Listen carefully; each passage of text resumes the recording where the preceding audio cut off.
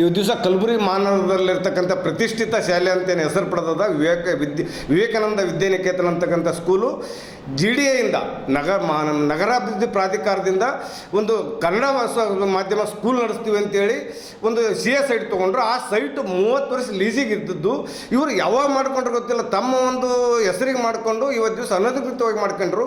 ಅದು ಮಾಡ್ಕೊಂಡದ್ದು ಕೂಡ ಕಲಬುರಗಿಯ ಏನು GDA ಆಯುಕ್ತರಿಗೆ ಗೊತ್ತಿಲ್ಲ, ಒಟ್ಟು ಯಾವುದೇ ಅಧಿಕಾರಿಗಳಿಗೆ ಗೊತ್ತಿಲ್ಲ. ಆದರೆ ಯಾವಾಗ ನಾವು ಸೇರಿದಂತೆ ಹಲವಾರು ಸಂಘಟನೆಗಳ ಮುಖಂಡರು ಮತ್ತು ಸಾಮಾಜಿಕ ಕಾರ್ಯಕರ್ತಕ್ಕಂಥ ಆಗಿರ್ತಕ್ಕಂಥ ಸಿದ್ದರಾಮಠ ಗುರುಗಳು ಎಲ್ಲರೂ ಸೇರಿ ಹೋರಾಟ ಮಾಡಿದಾಗ ಅವಾಗ ಎಚ್ಚೆತ್ತುಕೊಂಡಂಥ GDA ಪ್ರಾಧಿಕಾರ ಇವತ್ತು ದಿವಸ ಇದು ಏನೋ ಮಹಾನಗರ ಕಾರ್ಪೊರೇಷನ್ ಆಯುಕ್ತರಿಗೆ ಒಂದು ಪತ್ರ ಬರೆದಿದ್ದಾರೆ.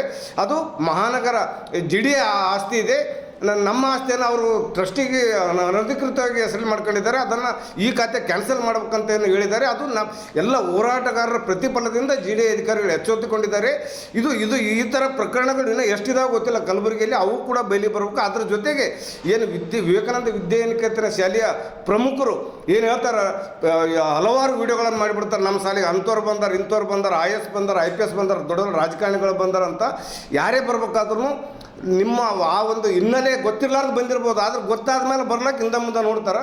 ಹಾಗಾಗಿ ಮುಂದಿನ ದಿನಗಳಲ್ಲೂ ಕೂಡ ಯಾವುದೇ ದೊಡ್ಡ ಸಂಸ್ಥೆ ಆಗಿರ್ಬೋದು, ಈ ದೊಡ್ಡ ಬಿಲ್ಡಿಂಗ್ ಆದಂಥ ಕೂಡ ವಿಶೇಷವಾದಂಥ ಘನತೆ ವ್ಯಕ್ತಿಗಂತರು ಆ ಶಾಲೆ ಹಿನ್ನೆಲೆ ಅವರ ವ್ಯಕ್ತಿತ್ವವನ್ನು ನೋಡಿ ಆ ಶಾಲೆಗಾಗಿರ್ಬೋದು ಆ ಬಿಲ್ಡಿಂಗ್ ಹೆಜ್ಜೆಯಿಂದ ಇಡಬೇಕು, ಇಲ್ಲಾಂದ್ರೆ ತಮ್ಮ ವ್ಯಕ್ತಿತ್ವ ಧಕ್ಕೆ ಬರ್ತದೆ ಅಂತೇಳಿ ಮುಂದಿನ ದಿನಗಳಲ್ಲಿ ಏನು ಮಹಾನಗರ ಪಾಲಿಕೆ ಆಯುಕ್ತರು ಕೂಡ ಕೂಡಲೇ ಈ ಒಂದು ಕ್ರಮವನ್ನು ಜರುಗಿಸದೇ ಇದ್ದರೆ, ಈಗಾಗಲೇ ಸುಮಾರು 15 ದಿವಸ ಆಗ್ತಾ ಬಂದಿದೆ, ಆ ಪಾಲಿಕೆ ಆದರೂ ಕೂಡ ನಾವು ಹೋರಾಟ ಮಾಡಬೇಕಂತ ಎಚ್ಚರಿಕೆನ ತಮ್ಮ ಮಾಧ್ಯಮದ ಮುಖಾಂತರ ಎಚ್ಚರಿಕೆ ನೀಡ್ತಾ ಇದ್ದೀನಿ.